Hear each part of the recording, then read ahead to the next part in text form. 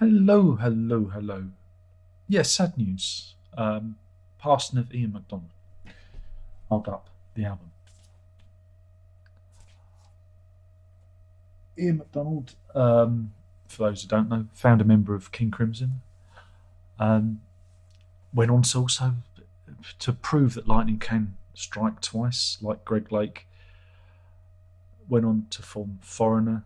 Greg Lake obviously went on to form the LP, but it just shows to show that the talented people in that band, could replicate their success, unlike someone else.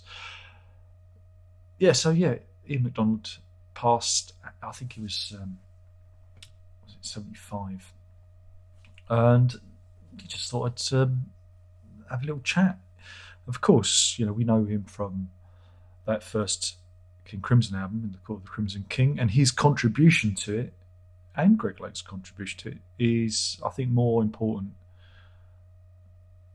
than is made out. I think we really do need to, recognise him as the melodic heart of that band, and he brought a sensibility to it that was previously lacking. All you've got to do is look at how Giles and Fripp was a comedy band, and McDonald and Lake come in, and Sinfield, of course, with lyrics, comes in and turns a comedy band into something a little bit more serious. And then after their departure, the featured artist just tries to replicate that first album over and over again, with varying degrees of success. But yeah, Ian McDonald, he played on lots of amazing things. Not only did he with that first King Crimson lineup, he did return and play on Red, and again the featured artist split the group up just to bloody his nose, because he blamed him for the split of that first King Crimson. But yeah, Foreigner, he was on Foreigner's first three albums, and on again some of the biggest albums of the 70s. Was on T Rex's Electric Warrior. Of course, McDonald and Giles, which was released in 1970, which is again shows you what King Crimson could have been if McDonald and Giles had stayed in the group. A little bit more romantic, a little bit softer, a little bit more humorous. And then after that, I'm trying to think.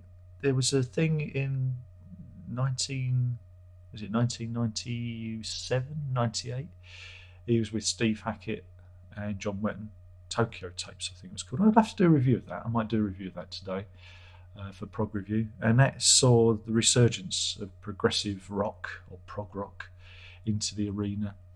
But yeah, he appeared on many albums, many people, and again, I think his influence needs to be recognised. And yeah, 75. That's a good going.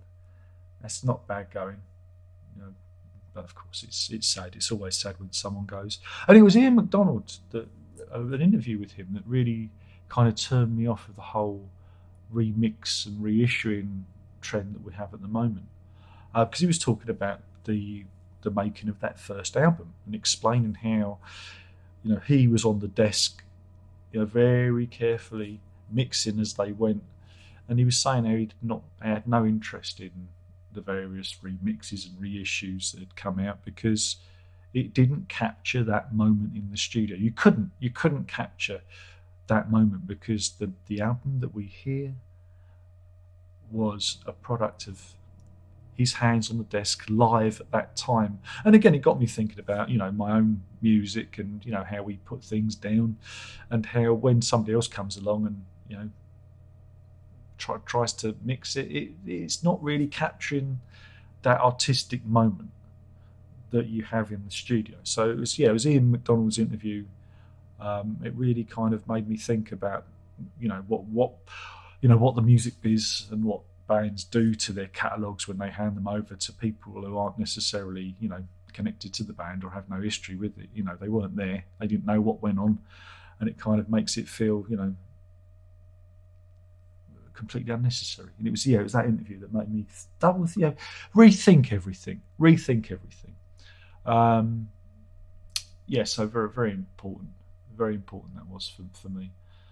And yeah, a great player. I managed to see him twice with the 21st Century Schizoid Band, which was a King Crimson cover band before King Crimson itself became a cover band. And he was good in that, and I think he did some solo pieces from his album Driver's Eyes, which was I think released in '99. I may have reviewed that in Prog Review. So yeah, I just wanted to just say a few things. I know I'm probably not supposed to. Let him block me. I don't care. I can't help it. He's an important person, a very important person in this realm. In this realm of progressive music that we all enjoy, and I think he deserves my respect and my condolences to his friends and family. And if you've got a copy of that album or McDonald and Jones, slip it on and raise a virtual toast and say thank you for the great music and all those moments, And that's that. That's it. That's all I've got to say. Thank you. But none of us are getting any younger, and that's it. Cheers. There's only one more thing to say, and that is prog on.